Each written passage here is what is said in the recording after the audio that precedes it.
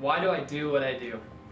I believe that one of the reasons I do what I do is not only because of my family and because of the amazing things that I've learned through what Christ can do in people's lives and the healing that can take place, but it brings me back to the story of my 4-year-old son. 4 years ago, we were blessed with him to come into this world. At that time, my wife had an amazing birth and amazing presence and amazing pregnancy, and everything was going really well. When he came into the world, he was born clinically dead.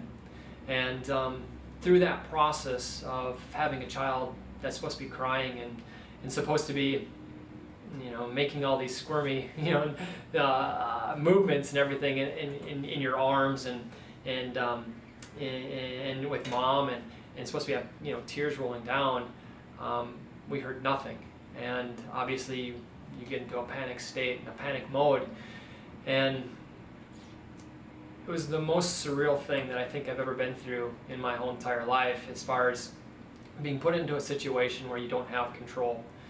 And through his birthing process, we learned how to submit our lives to not only Christ, but just the situation around us, and really respond to what it is that God has given us, and the ability to help people heal, and the ability to help people come alive through Him. In that moment of doing CPR on my son and mouth to mouth and calling 911 and the midwives running around frantically, the best way I can explain it is it's almost like the world stood still, somewhere similar to like the Matrix movie. So like when they're dodging bullets and they're moving all around, and all of a sudden, it's like time stood still. And in that moment of breathing and doing mouth to mouth on my son and doing chest compressions on him, there was a voice that came over me, and call it God, the Holy Spirit, call it whatever we want to call it. But that voice said, "You need to adjust your son." And I didn't really understand what that meant, or what that voice was trying to say to me. And I heard it again. It said, "Adjust your son." And through that process, okay, I know what I need to do. I found a subluxation on his atlas, and he came out breech. And so when he came out, unfortunately his head got stuck, and they had to maneuver and really wiggle and pull and get him to come out. And through that process, we believe that his atlas slid into his brainstem, which choked off life to his body, and specifically his vagus nerve that shut off life to his heart, his lungs, and just completely took him away from us. It was pretty amazing. With that one atlas adjustment, the midwife had her stethoscope on his chest, and at that one adjustment, she goes, "We have a heartbeat." By moving the bone and letting God just intercede in his body, life came back to him. And what I learned from that moment is that God can give life and He can take life. And when He takes life, He can give it back. You just submit to the process, and you submit to the things that He wants for you, and it's amazing things that start to take place. And from that day, I've realized why I'm a chiropractor. I realized why I do what I do.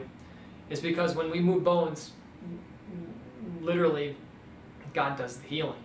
We connect man spiritual with man physical, and we allow that power that God has put in each and every single one of us to just flow naturally and heal. There's a thing that we treat in chiropractic. It's called subluxation. Subluxation literally meaning sub, less than, lux meaning light, less than light. And so what that means is that there's literally a less than divine light that flows through our body when we have subluxation. That subluxation can be physical, it can be mental, it can be emotional, it can be chemical. All these different stresses that happen in our life.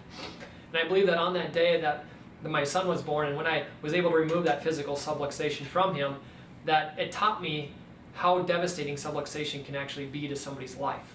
And when we remove that, whether it's mental stress, chemical stress, emotional stress, physical stress, whatever that stress may be, we know that when we remove these stresses from the body heals, and it starts to do exactly what we're designed to do, which is function at a very, very high efficiency.